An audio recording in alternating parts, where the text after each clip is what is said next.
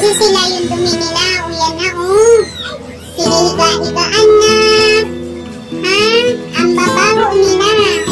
Ayun yung isang puting, oh. Pinaliliguan na, oh. Ayan. Ayan. Hindi na sila, hindi na sila mangangamoy. Matapos ilagay mo sa shampoo, paliliguan na sila. O, diba? O, ayan. Hintay kayo, ha. Paliliguan kayo isa-isa, ha. O, saglit lang, ha. Yan yung isa. Yung makulit. Kasi, tumae sila dun sa lalagyan. O, diba? Ang cute lang. Ito na yung isa, oh. Yan.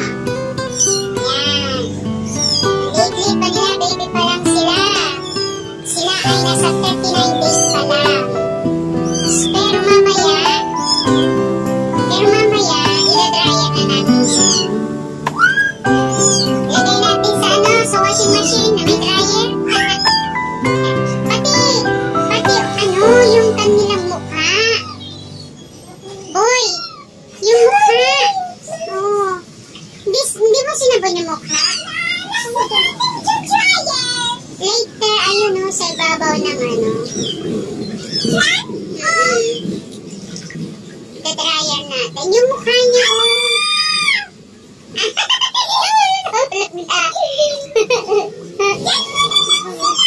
Hindi, malulunod. Hayaan mo lang sila.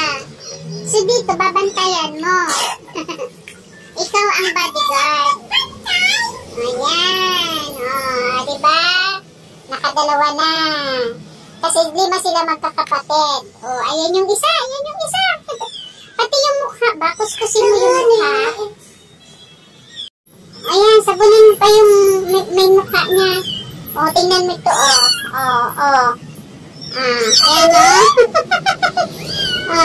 Diba? Yan yung mukha niya, okay. Kasi amoy tae. Yan. O, tapos, pinalangoy.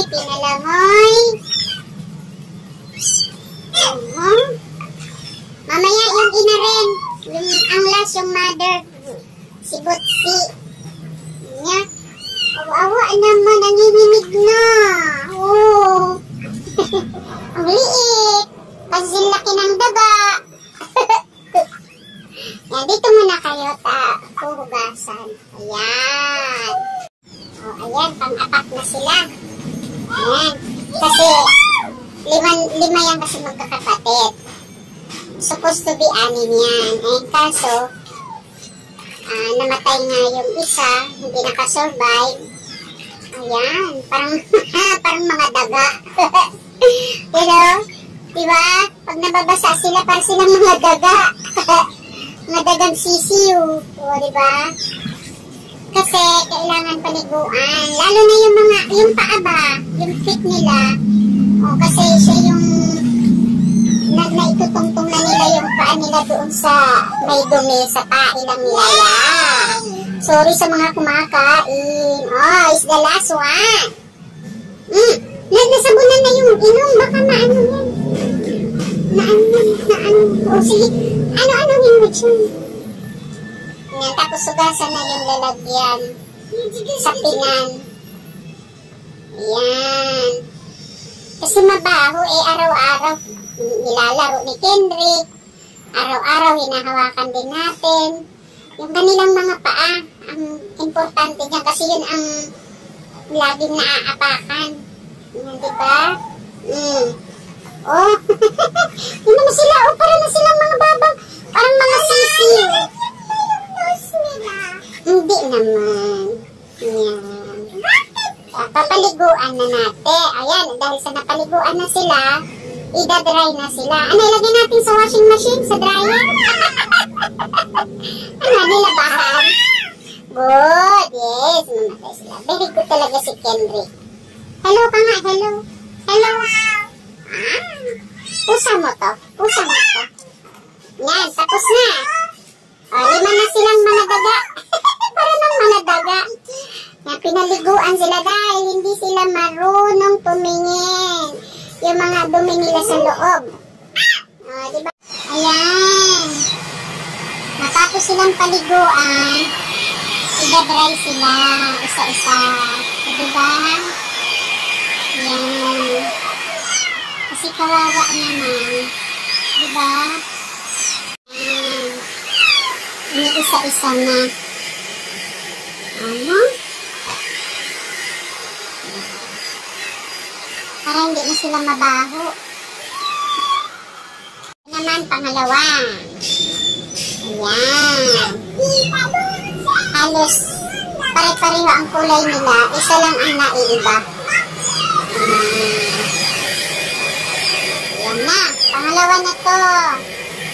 Ang liit. Parang mga daga lang talaga, oh. Minsan malaki pa yung daga. Oh. Yan, kailangan nyo kasing maligot ang babaho. Po yung isa, yung unang napaliguan, dry na sila. So, meron pa pong natitirang apat. Yan. Yung isa, inuuna na, pangalawa, ito pa yung tatlo. Parang mga daga. Oh, diba? Oh. Kawawa naman. Ayan guys, tapos na po sila maligo. Wow! Oh, mga basa-basa pa ng konti. Ayan o. Mga malinis na sila. Hindi na sila gaya kanina na ang babaho. Dati nandun po sila sa kahon kagabi. Yung ginawa kong kahon para sa kanila. Ang kaso, tumain nga. Ewan ko sa kanila kung sino sa lima ang tumae o dumumi. Sorry po sa mga kumakain. Tinanggal na po sila kagabi sa kahon at naumagahan po sila dito sa malaking bande. So ito hindi po nila kayang talunin kasi nga mataas. And hindi pa po sila pwedeng pakawalan dahil hindi pa po sila mga malalakas lumakad. Baka maapakan. So ang nangyari, 2 days ko na po silang tinuturuan kumain. Nung nakatigim na po sila ng pagkain, doon na rin po sila nagdumi. Kasi pag pala dumidede pa sila sa nanay, hindi pa sila marunong magdumi at hindi pa rin sila marunong umihi. Pero kahapon at kagabi, na-notice ko na may mga dumi na sila kasi nga nakatikim na sila ng pagkain para sa kanila.